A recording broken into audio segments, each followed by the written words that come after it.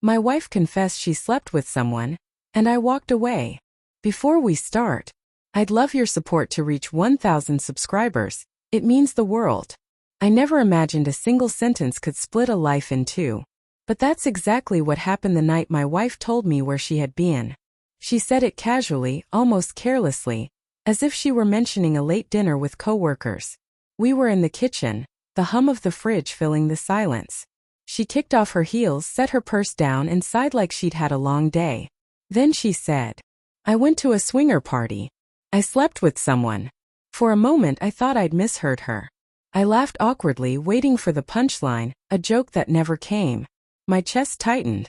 The mug on the counter, the photo of us on our honeymoon, they all looked alien. This was the woman I had built routines with, promises with, years with. And now everything felt broken. When? I asked, my voice distant even to me. Last night, she said. I wanted to ask 1,000 questions, who, where, why, but the answers didn't matter.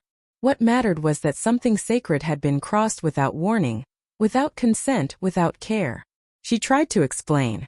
She said she had felt restless, unseen, curious about a world of excitement without consequences. She said it wasn't about replacing me, that it didn't mean she loved me any less. But as she spoke, I realized something devastating. She had already made peace with it. The turmoil lived entirely in my body, not hers. I slept on the couch that night, staring at the ceiling. Every time I closed my eyes, memories assaulted me. Lazy Sunday mornings, inside jokes, her hand in mine in crowded places. They felt like relics from a marriage that no longer existed. The next day she acted almost normal. Asked if I wanted coffee, mentioned errands. Her normalcy hurt more than anger ever could. It was a reminder that while my world had cracked open, hers had merely shifted to accommodate a new truth. I went for a long drive. Past places that had once belonged to us, the park where we walked after dinner, the restaurant where I proposed. With every mile, one question became painfully clear. Could I live with this? I knew myself. Trust, once broken this way, wouldn't quietly rebuild. I would replay that night endlessly, doubting, shrinking, bracing for another betrayal. I didn't want to be that man.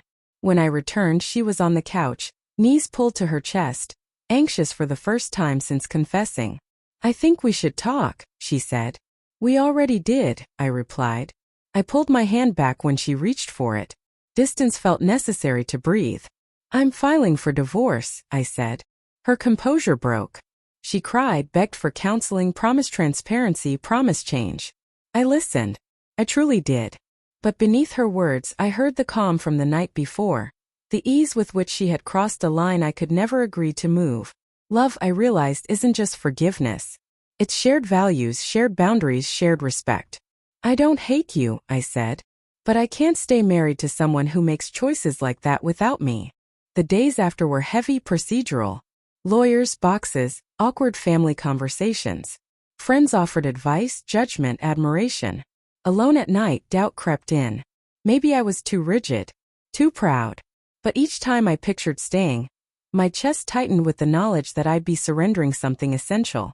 Signing the papers didn't feel like victory. It felt like calm, after the storm, surveying the damage in daylight. She moved out, the house grew quieter, emptier. Slowly it grew lighter. I began sleeping again, running in the mornings, cooking for myself. I rediscovered who I was before my life had fused so completely with someone else's choices.